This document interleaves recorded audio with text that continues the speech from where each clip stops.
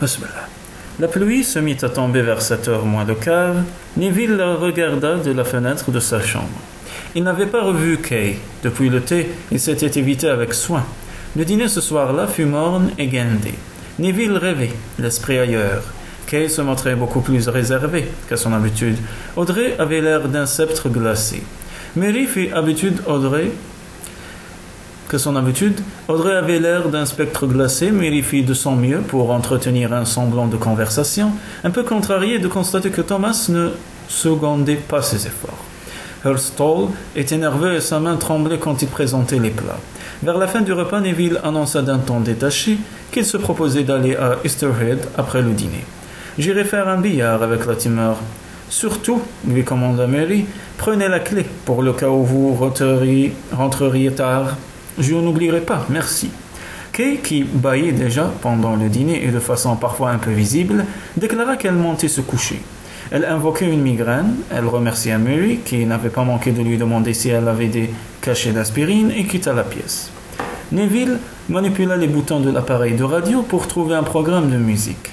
Il s'assit sur le canapé et pendant quelques instants écoutait le concert. Il s'appliquait à ne pas retarder à regarder Audrey. Il ressemblait à un gosse malheureux et malgré elle, Mary le plaignit. « Si je vais là-bas, dit-il enfin, il serait temps que je parte. »« Vous y allez en voiture ou par le bachot ?» demanda Mary. « Par le bachot. À quoi bon faire une balade de 20 kilomètres? Et puis je serai content de marcher un peu. Vous savez qu'il pleut. » J'ai mon imperméable. Il lança à tous un bonsoir collectif et gagna le vestibule. Hurstall le rejoignit au moment où il allait sortir. « Monsieur, dit le maître d'hôtel, voudriez-vous monter chez Lady Tressilian? Madame désirerait vous voir. » Neville jeta un coup d'œil à l'horloge. Elle marquait 10 heures. Il haussa les épaules, prit l'escalier et alla frapper au bout du couloir, à la porte de Lady Tressilian. Tandis qu'il attendait la réponse, il entendit la voix des autres en bas dans le vestibule. Il semblait que ce soir-là, tout le monde se coucherait tôt. « Entrez, dit la voix grêle de Lady Tressilian. Neville obéit et ferma la porte derrière lui. Dans la chambre, toutes les lumières étaient éteintes, à l'exception d'une petite lampe de chevet. La vieille dame, habillée pour la nuit, venait de poser son livre par-dessus ses lunettes et regardait Neville, ses yeux étaient sévères. « Je voudrais te parler, dit-elle. Neville sourit presque malgré lui et répondit « À vos ordres, commandant. » Lady Tressilian ne sourit pas. « Neville, commença-t-elle, il y a certaines choses que je ne tolérerai pas. Je n'ai aucun désir d'écouter les conversations privées, mais quand ta femme et toi vous venez vous disputer juste sous mes fenêtres, je ne peux guère faire autrement que d'entendre. Je crus comprendre que tu projettes de divorcer pour te remarier avec Audrey.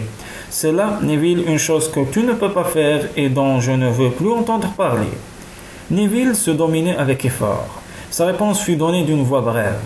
« Pour la scène de cet après-midi, dit-il, je vous présente mes excuses. Pour le reste, l'affaire ne regarde que moi. »« Pas du tout. Tu t'es servi de ma maison pour prendre contact avec Audrey, à moins que ce ne soit Audrey qui. Ce n'est pas elle. Si. » Elle lui imposa silence d'un geste de la main. « De toute façon, Neville, il s'agit là d'une chose que tu ne saurais faire. Kay est ta femme et elle a des droits que tu ne peux méconnaître. En cette affaire, je suis résolument avec elle. Tu n'as que ce que tu as voulu. Ton devoir, maintenant, c'est de rester avec elle, et je te le dis sans phrase. » Neville avança d'un pas et répliqua haussant le ton. « Encore une fois, tout ça ne vous regarde pas. » La vieille dame reprit de sa petite voix posée. « Audrey nous quittera demain. Vous ne ferez pas ça. Je n'admettrai pas.